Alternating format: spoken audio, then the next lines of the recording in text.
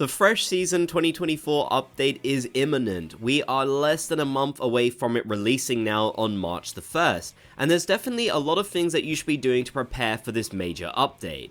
Especially considering the fact that Side Order will actually be releasing on February the 22nd. So for the latter half of the month, I'm sure most of you will be preoccupied playing the new DLC and won't be focusing on anything else in the main game at all until the new update releases. Therefore, you should try and do some of this stuff now before it's too late. Thankfully, I've got a list of things that you should be doing to prepare for the Fresh Season update, so let's take a look at everything you need to know. Drop a like on the video if you're ready for some tips, and let's get this started. Now, like with every season, your catalog will reset when Fresh Season begins, which means that you have up until March the 1st in order to get any rewards that you are currently missing and make that progress.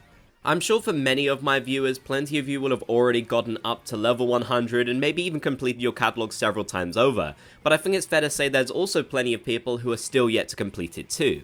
There were definitely some pretty good rewards in this most recent catalog for the Chill Season update, so I think it is worth trying to go through and get them all whilst you still can, and there'll actually be a lot of really easy ways to do so throughout the month.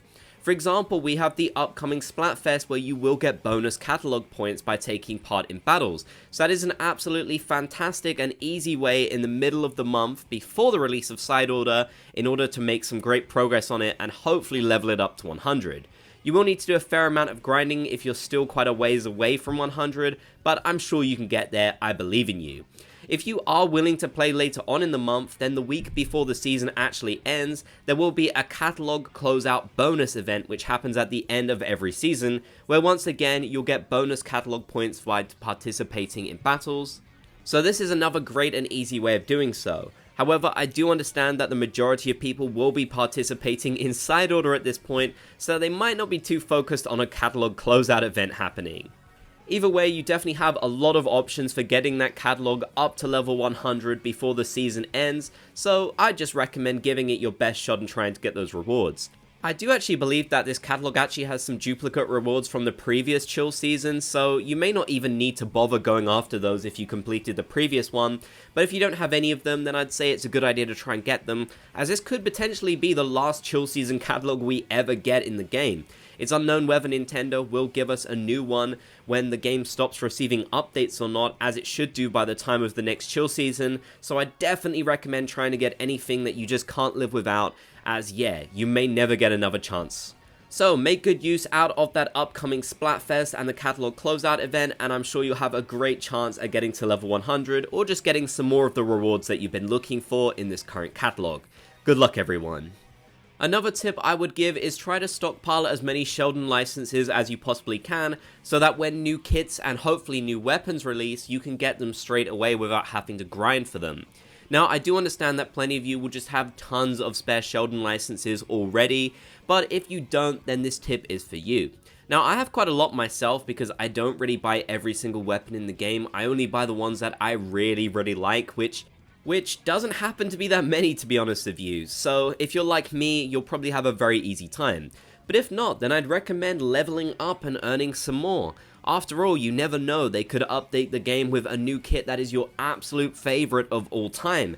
And if they do that, you won't want to have to be messing around getting Sheldon licenses, you'll want to be able to get it straight away. So even if you just try and stockpile 1 or 2 just to be on the safe side, I think that's a great idea.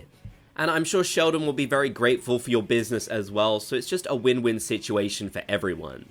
I'm so curious to see what the new kits and hopefully new weapon types are going to be for the Fresh Season update. I definitely feel like we could see something really cool since this update is generally anticipated to be a larger scale one, at least I certainly hope so.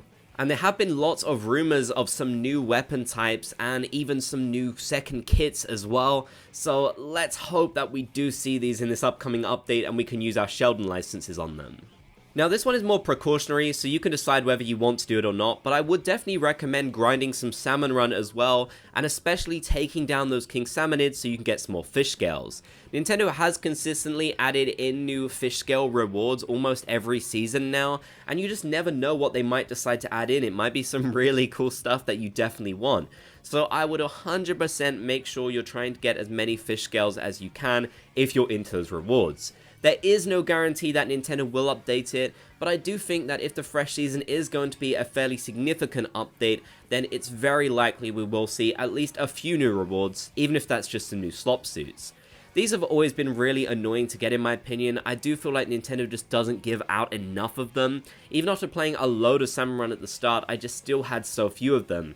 So I wish everyone the best of luck of getting them, as they're definitely not the easiest thing in the game. But I'm sure with a little bit of persistence and a lot of King Salmonid battles, you should be able to get some fish scales to get some of the rewards right away when the new season drops. Now, when the Sizzle season ends, you will find your rank will actually go down. So a good idea is to get your rank to a certain point where you're comfortable with the loss. Here you can see a screenshot from Inkopedia where it shows us what rank you'll go down to when the rank resets at the start of a new season. So for example, if you are S tier, you'll go down to A+. If you are A+, you'll go down to A-. If you are A, you'll go down to B+, etc, etc.